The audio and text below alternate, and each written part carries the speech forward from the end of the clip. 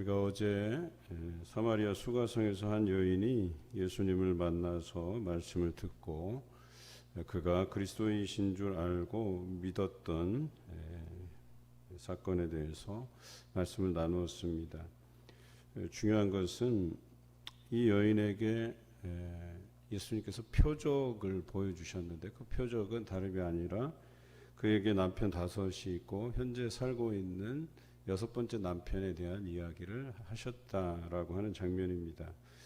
그래서 여인은 처음에 육적인 대화들을 나누다가 이때부터 그가 선지자이시구나라고 하는 것을 알게 되고 그 장면부터 영적인 대화를 이어가요. 그리고 나서 예배에 대한 이야기를 듣고 나서 이분이 바로 우리가 기다리고 있는 그 메시아 그리스도이시구나라고 하는 것을 알게 되죠. 그래서 예수님의 말씀을 믿게 된 그 사실이 중요한 거죠. 우리가 예수 그리스도를 믿게 되는 경로가 있어요.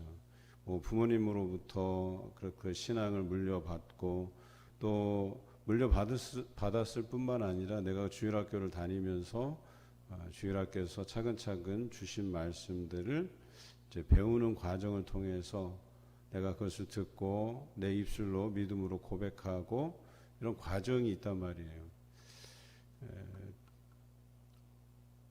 며칠 전에 저희가 그 다급한 전화를 받고 이제 병원 응급실에 있는 중환자실에 갔어요. 그래서 그 우리 교회 집사님의 부친께서 위험하시다 해서 기도하는데 제가 먼저 물어봤던 게 있어요. 혹시 교회 다니신 적이 있으신지. 교회도 다니셨고 청년 때 세례도 받으셨고 그런데 왜 그게 중요하냐면 그래도 기도할 때 이분이 그런 믿음을 가져본 적이 있는지 없는지 이런 부분들을 확인하기 위해서요. 그래야 기도의 내용이 달라질 수 있는 거거든요. 그런데 세례를 받았다라고 하는 그 사실을 제가 듣고 안심했던 이유가 그래도 세례라고 하는 것은 우리 믿음에 있어서 굉장히 중요한 하나의 의식이거든요. 그것은 그 예식을 통해서 내가 예수 그리스도께서 우리를 위해서 죽으시고 부활하시고 승천하시고 다시 오실 그 예수 그리스도를 내가 믿는다 하는 이 고백을 기초로 해서 받는 것이 이 세례거든요. 그리고 이 죄사함의 세례를 받고 나서야 우리가 성령을 선물로 받게 되는 것이기 때문에 세례를 받았다라고 하는 그 마음에 안도감이 생겼어요. 그래서 그렇구나. 그래도 하나님을 섬기고 또 예수 그리스도를 믿는 그 신앙이 이분에게 있구나 하는 그런 마음의 안도감을 갖고 기도를 해드렸어요. 마찬가지로 이 여인이 이런 예수 그리스도께서 보여주신 그냥 표정만 가지고 믿었던 것이 아니에요. 그때만 해도 선지자쯤 되시는가 보다 하다가 예수님께서 말씀하신 그 예배에 대한 부분, 참된 예배에 대한 부분들을 듣고 나서 이분이 우리가 기다리고 있는 메시아구나 라고 하는 것을 알게 되고 믿게 되고 또 그것을 동네 사람들에게 내가 그리스도를 보았다라고 알려주게 되죠. 그리고 그 동네에 있는 사람들도 와서 예수 그리스도의 말씀을 듣고 믿는 자가 더 많아졌다라고 41절에 어제 나눈 말씀에 기록되어 있어요. 중요한 것은 말씀을 통해서 믿어져야 된다라고 하는 부분이에요. 이것은 너무나도 확실한 거예요. 그저 표정만 가지고 내가 그런 기적을 경험했으니까 이분이 좀 뭔가 세상 사람들과는 다르구나. 뭔가 능력이 있으시구나. 라고 하는 그것만 가지고 믿는 신앙은 제대로 된 신앙이 아니라는 거예요. 그저 우리가 믿는 그것이 이분은 뭔가 앞으로의 삶을 내다볼 수 있는 선지자쯤 되는가 보다. 이런 정도의 수준의 믿음밖에는 없다는 사실이죠. 그래서 체험적인 신앙이 위험하다고 늘 얘기하는 거예요. 그런데 믿고 나서 체험적인 신앙은 괜찮아요. 그래서 내가 믿음으로 인해서 주어지는 체험적인 신앙이라서 그것은 좋지요. 언제라도 우리와 함께 해주시고 표적을 나타내 주시는 분이시니까. 그런데 내가 믿음의 통로가 표적으로 인해서 믿어졌는데 여전히 말씀에 대한 믿음이 없이 살아간다? 내가 늘 주시는 말씀에 대한 묵상이 없이 살아간다? 이것이 위험하다는 거죠. 그런데 오늘 말씀을 보니까 한 왕의 신하의 이야기가 나옵니다. 그래서 이 왕의 신하가 그의 아들이 가버나움에 있는데 병이 들었어요. 이제 죽게 생겼어요. 그래서 예수님께 친히 부탁을 하죠. 예수님께서 좀 오셔서 이 아들을 고쳐달라고 이야기합니다. 그런데 예수께서는 너희는 표적과 기사를 보지 못하면 도무지 믿지 아니하리라 이렇게 표현하고 있거든요. 그런데 신하가 다시 부탁을 하죠. 아이가 죽기 전에 내려와 달라고. 그런데 예수께서 말씀하셔요. 가서 내 아들이 살아있다 하시니 그 사람이 예수님께서 하신 말씀을 믿고 가더니 라고 돼 있어요. 그러니까 처음에는 꼭 오셔서 아이를 보고 이렇게 뭔가 표적을 나타내 보여달라고 말씀하시는데 예수님께서 그저 이제는 가서 너 아이들이 살아있으니까 가라고 이야기하는데 그 하신 말씀을 믿고 갔다라고 했어요. 그러니까 이 부분이 중요한 거예요. 여러분, 예수님께서 친히 거기까지 가서 표적을 보여주셨더라면 이 왕의 신하가 그냥 그 표적만 보고 이분이 과연 내가 소문에 듣던 대로 그 갈릴리 가나에서 그 물이 포도주가 되게 하신 바로 그분이구나, 이 정도로 끝났을 거예요. 그런데 이 사람이 그 하신 말씀을 믿고 갔다 그랬어요. 그리고 51절에 보면 내려가는 길에서 그 종들이 급하게 달려와서 그 왕의 신하에게 뭐라 그래요? 아들이 살아 있습니다. 나았습니다. 라는 소식을 전해 듣게 된다는 거죠. 오늘 이 말씀이 시사하는 바가 있어요. 우리가 믿는 그 과정이 중요하다는 거예요. 여러분이 전도를 해요. 그래서 누군가가 와요. 그런데 이 사람이 어떤 이유든지 어떤 방법이라든지 통해서 교회에 오게 되지만 그분들이 신앙적인 어떤 믿음의 고백이 없이는 또 말씀을 듣고 그 말씀이 믿어져서 고백하지 않는 이상에는 여전히 우리가 안심할 수 없는 거예요.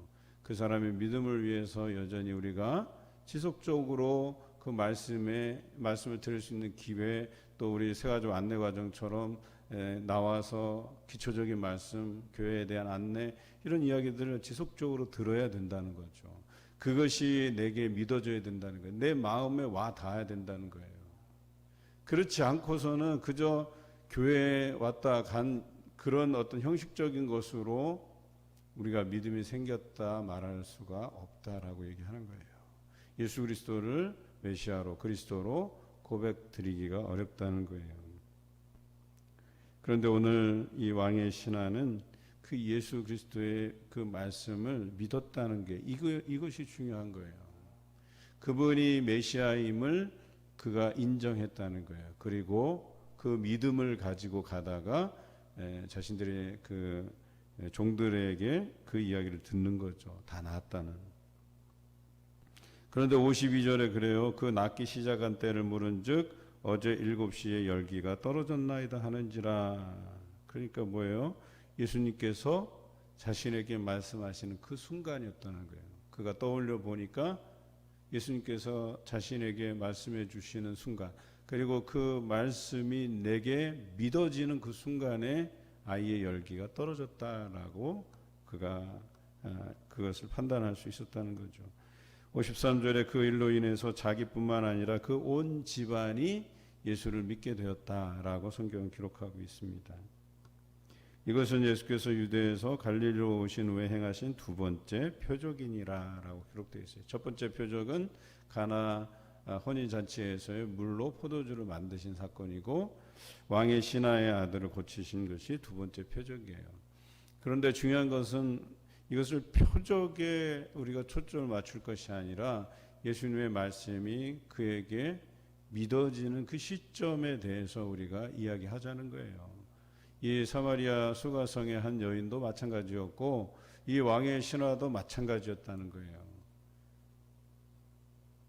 어찌 보면은 우리가 요한복음 앞부분에서 사마리아 여인에 대한 부분들을 제가 구분해 드리지 않았으면 여러분들이 이 말씀을 쭉 읽다가 예수님께서 그 여인에 대한 그 과거 이력에 대해서 자기가 실토하지도 않았는데 예수님께서 그것을 알고 계신 어떤 그런 능력을 가지고 이 사람이 그리스도인 줄 알게 된 것이 아닐까, 이런 묵상이 있을까봐 제가 나누어 드린 거예요. 그런 묵상이 있고서도 이 사람은 그저 이 사람이 선지자 정도인 줄 알았다라고 하는 거죠.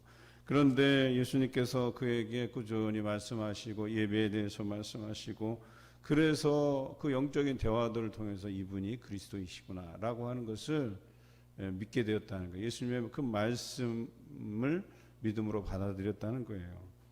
그런데 오늘 그 말씀을 조금 더 순서적인 부분으로 확실하게 해둔 거죠. 그래서 앞부분에 예수 그리스도의 그 말씀에 대해서 믿어진 것이고, 그리고 그가 그 이후에 그 표적이 나타난 것을 경험한 것이고, 그리고 그 표적이 나타난 그 때를 정확하게 그가 묻고 대조해 보니까, 비교해 보니까 이게 그때였구나, 내가 그 말씀을 믿은 때였구나 라고 하는 것을 더욱 확실히 그가 알게 됐다는 것이죠. 오늘 여러분은 말씀으로 살아가십니까? 말씀으로 살아가는 삶이 얼마나 중요한 것인가를 오늘 요한복음에서 또 기록하고 있어요. 이 요한복음은 공관복음과는 좀 차이가 있어요. 공관복음은 어찌 보면 예수님의 그 행적들을 가감 없이, 어떤 해석함이 없이 일어난 사건의 추이를 이렇게 평범하게 기록한 책이라고 한다면, 같은 관점을 보고 또 같은 관점에서 겹치는 부분이 있고 또 겹치지 않은 부분들은 그 특수 자료로서 사이사이 끼워 놓은 거라 한다면, 요한복음은 해석된 복음이에요. 이 요한 공동체가 이 공관복음을 토대로 인해서 그것을 가지고 거기에 어떠한 의미가 있는지, 그리고 무엇이 중요한지, 이런 부분을 이 하나님의 감동으로 써내려간 책이라고 얘기하는 거예요. 해석된 복음이에요. 그런데 오늘 이 요한복음 4장을 통해서 우리에게 알려주시고자 하는 것이 바로 말씀에 대한 인정, 말씀에 대한 믿음에 대한 이야기들을 하고자 함이죠. 여러분들이 이 신앙을 시작하면서 또 내가 어떻게 그 과정을 통해서 예수 그리스도가 내게 구원자이시고 메시아인 것이 믿어졌는지, 이 부분을 한번 기억해 보시길 바랍니다. 내가 여전히 그저 우리 하나님은 어떤 내게 능력을 행하시는 분이시고 나는 그 능력을 힘입어서 살아가는 사람이라고 한다면 한번 조금 더 깊이 고민하셔야 돼요. 예를 들어서 내가 여전히 뭐 아들의 취업을 위해서, 또 내 건강을 위해서, 또 우리 가정의 평안을 위해서 여러 가지 어떤 제목들을 놓고 기도하는데, 여러분 중요한 것은 그런 것을 응답해 주시는 능력의 하나님만 붙잡고 기도해서는 안 된다는 얘기예요.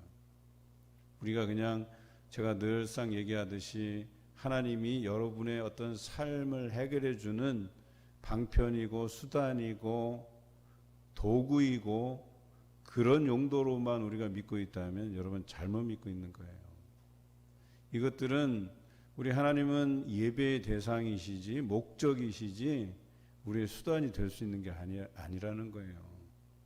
그러니까 이 부가적인 것들에 자꾸 매달려서 신앙생활을 하다 보니까 우리는 칭얼칭얼 구하기만 하는 거예요. 처음에 이 왕의 신하도요, 어찌 보면 좀 무례한 사람이에요. 그 예수님께 와서 내려오셔서라고 하잖아요. 뭐 자기가 뭐 왕의 신하가 돼서 뭐 좀 우쭐대는 그런 것이 있어 보여요. 처음에는 그런 오해가 충분히 있을 법해요. 그냥 예수님 저의 사정이 이런데 어떻게 하면 좋겠습니까? 보통 이런 게 예의인데 오라는 거예요. 그냥 다짜고짜 그냥 와서 내 아들을 고쳐달라고 얘기하는 거예요. 그런데 너희는 표적과 기사를 보지 못하면 모두 믿지 아니하리라. 그의 믿음에 대한 부분들을 지적하신 거예요.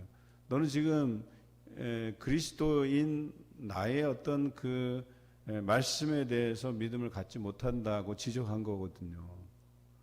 이 표적과 기사를 보아야지만 너는 믿는 사람이다. 그런데 그것을 보지 않고서는 넌 도무지 믿지 아니한다고 분명히 그의 신앙을 지적하잖아요. 그런데 이 사람이 그 이야기를 듣고 알아챘어요. 그리고 나서 그 말씀을 믿고 갔어요. 예수님께서 단 2마디 하시는 그 사이에 한마디 하시고 그의 신앙을 지적하시고 그리고 믿음으로 가라고 말씀하셨더니 그 말씀을 믿고 그냥 가버린 거예요.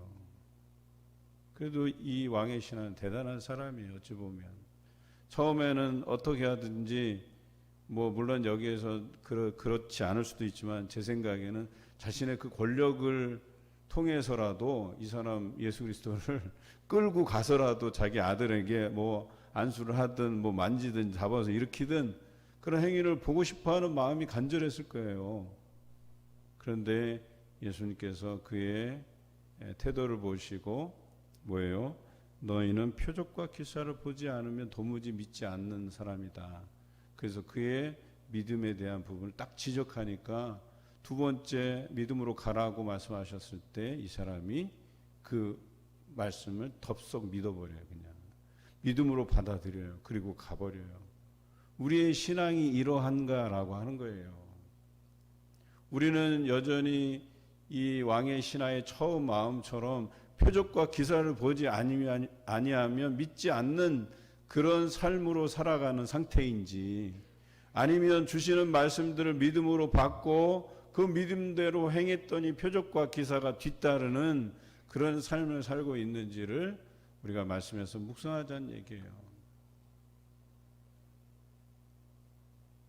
사실